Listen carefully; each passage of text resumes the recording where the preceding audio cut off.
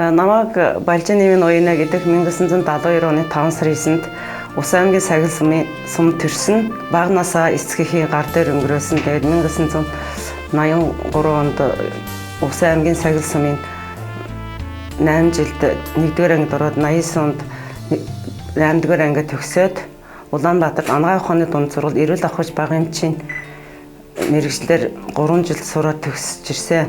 Тэгээд 1992 онд хантайгаа танилцаж 93 онд Килийн Өргөн нуурын заставд анхныхаа ажил амьдралаа Өргөн нуурын заставаас эхэлсэн.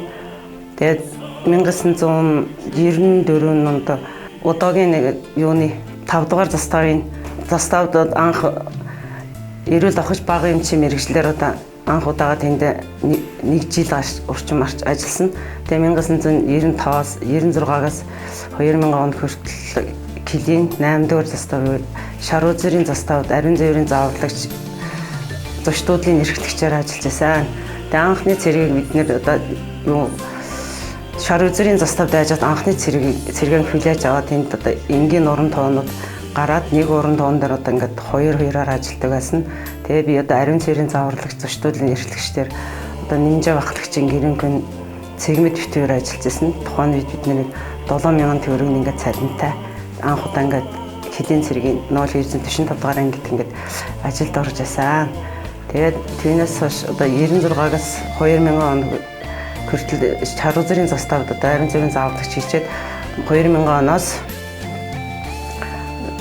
буцаж Килийн 1-р заставд ариун цэврийн зааварлагч зочдуудлын эрхлэгчээр ажилласан. Тэгээд Өргөн нуурын заставдаас ариун цэврийн зааварлагч зочдуудлын эрхлэгчээр ажиллаад нийт одоо Килийн цэргийн ангид одоо 15 жил заставд ажиллаад 2003 онд одоо хөвгтүүд хичээлд ороод ингээд өөрөө энд орж ирээд тэгээд энэ тухайн үед одоо энэ ангийн одоо хүний эмнэлгийн албанд ингээд сувилагчаар намайг ажилд орохдод Баттар жимж ажиллаж байсан. Тэгээд 2005 оноос одоо 2022 онд хүртэл одоо тухайн одоо хүний эмнэлгийн албанд сувилагчаар ажиллаж агаад 2022 оны 9 сард ингээд тэтгэвртэй гарсан. Одоо тэгээд өөрөө хуваараа ингээд бизнес эрхлээд ингээд явж байгаа.